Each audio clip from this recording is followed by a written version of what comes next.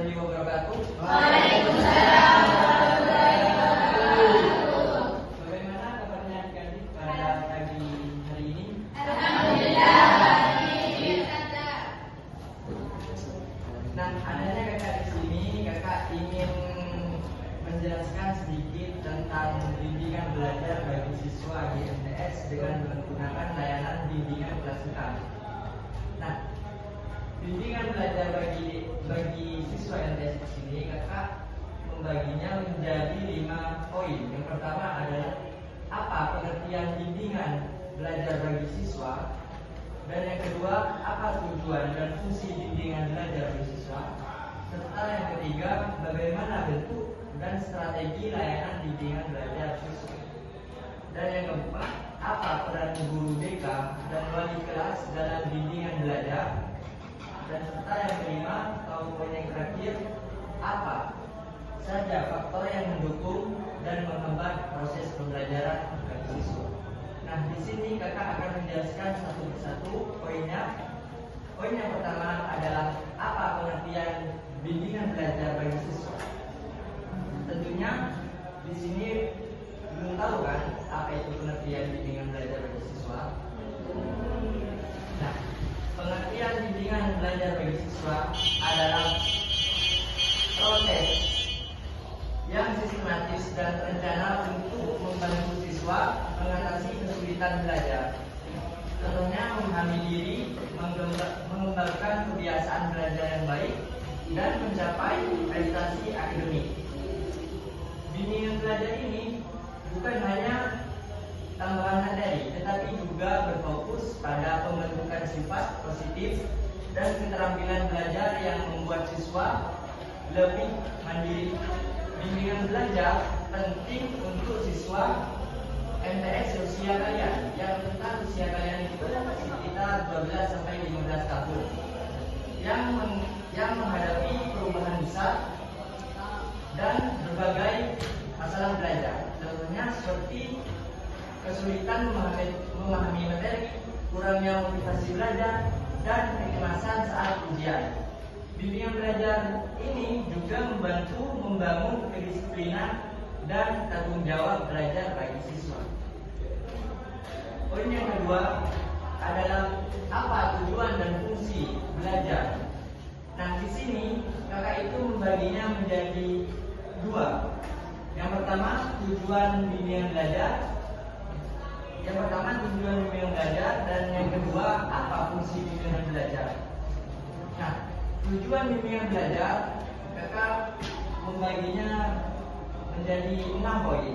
Yang pertama, membantu siswa memahami diri mereka. Contohnya mengenali kekuatan, minat dan bakat mereka dan gaya belajar mereka, serta mengakui kelemahan mereka.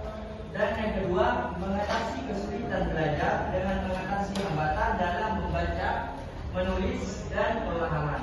Menawarkan solusi bagi siswa yang lambat belajar dan siswa berbakat. Dan yang poin ketiga adalah mengembangkan keterampilan belajar, contohnya seperti pencatatan yang efektif dan manajemen waktu, dan membantu persiapan ujian. Dan yang keempat adalah meningkatkan motivasi dan minat belajar untuk menumbuhkan sikap positif terhadap studi atau terhadap mata pelajaran kalian. Dan yang kelima, meningkatkan kinerja akademis dengan membantu siswa mencapai hasil belajar yang optimal dan mengurangi kegagalan. Serta yang keenam, membina pembelajaran mandiri untuk memastikan siswa dapat mengelola pendidikan mereka sendiri. Dan poin yang kedua adalah apa itu fungsi bimbingan belajar. Nah, fungsi bimbingan belajar meliputi contohnya seperti kebutuhan siswa, mencegah masalah belajar, menyelesaikan kesulitan saat ini, menjaga kondisi belajar yang baik, membimbing siswa dan sesuai minat bakat mereka, dan membantu mereka menyesuaikan diri dengan lingkungan belajar. Nah, Yang poin ketiga adalah bagaimana bentuk dan strategi layanan bimbingan belajar bagi siswa. Di sini kakak membaginya menjadi dua. Yang pertama adalah bentuk layanan bimbingan belajar, dan yang kedua apa itu strategi layanan bimbingan belajar. Nah, bentuk layanan bimbingan belajar di sini dibagi menjadi 7 bagian. Yang pertama, layanan informasi belajar yang memberikan pengetahuan tentang cara belajar efektif dan strategi saat menghadapi ujian. Dan yang kedua adalah layanan konseling individu untuk siswa yang mengalami kesulitan belajar melalui pertemuan pribadi dengan konselor atau dengan guru BK.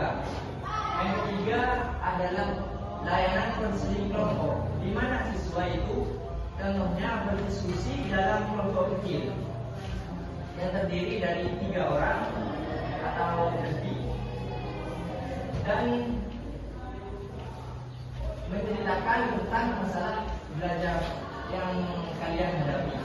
Dan yang keempat adalah layanan bimbingan kelompok atau layanan bimbingan klasikal. Contohnya seperti kakak yang ada di sini itu memberikan layanan bimbingan klasikal kepada kalian atau memberikan tips belajar di kelas. Yang kelima, layanan penguasaan konten yang melatih keterampilan tertentu. Dan yang keenam, layanan remedial untuk siswa yang belum mencapai KKM atau siswa yang belum mencapai nilai rata-rata dengan pembelajaran tambahan. Dan yang ketujuh, layanan pengayaan untuk siswa yang telah menguasai materi. Poin yang kedua, apa itu strategi layanan bimbingan belajar? Dan poin yang kedua adalah strategi layanan bimbingan belajar. Apa itu yang disebut dengan strategi layanan bimbingan belajar? Strategi layanan bimbingan belajar adalah strategi yang perlu diterapkan untuk bimbingan belajar yang efektif.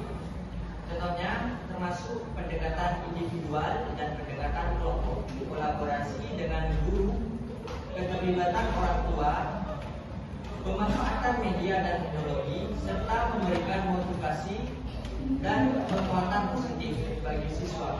Pendekatan preventif atau kuratif juga penting untuk membantu siswa menghadapi masalah belajar.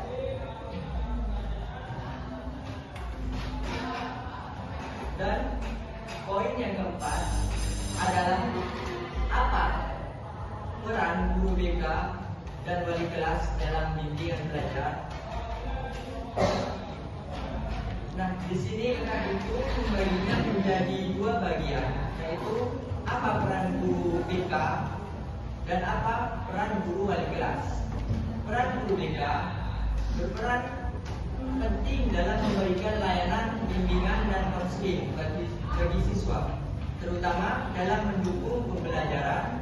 Tugas mereka atau tugas guru konseling atau tugas guru BK meliputi mengidentifikasi masalah pembelajaran melalui penilaian dan wawancara yang dilakukan dengan cara sesi konseling,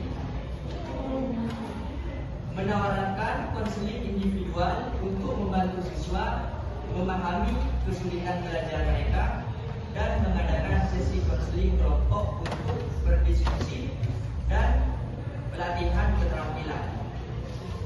Guru BK juga menyediakan informasi tentang teknik belajar yang efektif dan berkolaborasi dengan guru dan orang tua siswa untuk mempromosikan kebiasaan belajar yang positif.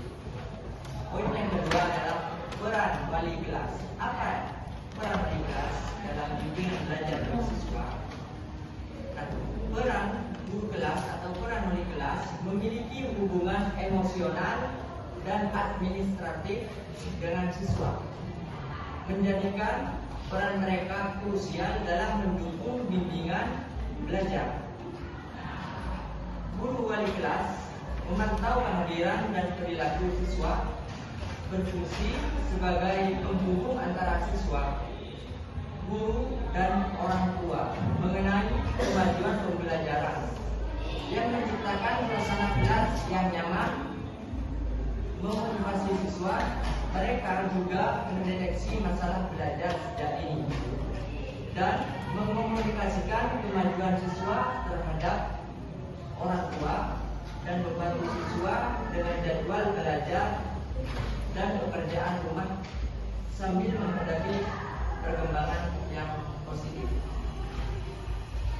Dan poin yang kelima atau poin yang terakhir adalah faktor apa saja yang mendukung dan menghambat proses pembelajaran bagi siswa.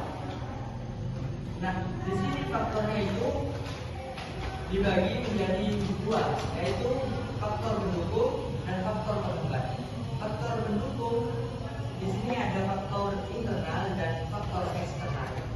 Faktor internal yaitu mencangkup motivasi, minat dan bakat siswa serta kesehatan jasmani dan rohani, kecerdasan dan kebiasaan belajar. Siswa yang termotivasi dan sehat cenderung lebih mudah belajar atau lebih mudah memahami penjelasan guru yang ada di depan. Sementara itu, faktor eksternal itu melibatkan lingkungan keluarga, sekolah, teman sebaya, masyarakat, dan teknologi. Dukungan dari keluarga dan sekolah yang baik serta pengaruh positif dari teman-teman atau dari teman-teman sebaya siswa dan membantu proses belajar. Faktor penghambat. Apa yang disebut dengan faktor penghambat? Faktor penghambat di sini dibagi menjadi dua bagian, yaitu faktor internal dan faktor eksternal. Faktor internal meliputi kurangnya motivasi, gangguan kesehatan, keterbatasan intelektual, kecemasan, dan kebiasaan guru. Sedangkan faktor eksternal meliputi termasuk kurangnya dukungan keluarga, sekolah yang tidak memadai, pengaruh negatif dari teman-teman sebaya, lingkungan masyarakat yang tidak mendukung pendidikan, dan penggunaan teknologi yang salah. Nah, kesimpulannya dari materi yang kakak sampaikan di sini adalah bimbingan belajar merupakan layanan penting bagi siswa, terutama siswa MTS, untuk mengatasi kesulitan belajar dan meningkatkan prestasi akademik. Dan tujuannya dari bimbingan belajar yang kakak sampaikan saat ini adalah tujuan utamanya mengembangkan potensi siswa melalui layanan bimbingan klasikal, bimbingan kelompok maupun bimbingan individu. Guru BK, wali kelas, dan guru mata pelajaran perlu bekerja sama dalam memberikan dukungan belajar bagi siswa.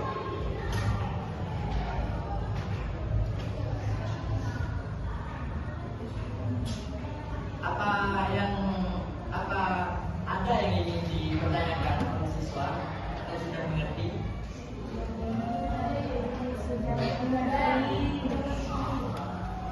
Baik, kalau sudah mengerti, terima kasih atas waktunya. Kurang lebihnya mohon maaf. Kakak akhiri, wabillahi taufiq wal hidayah.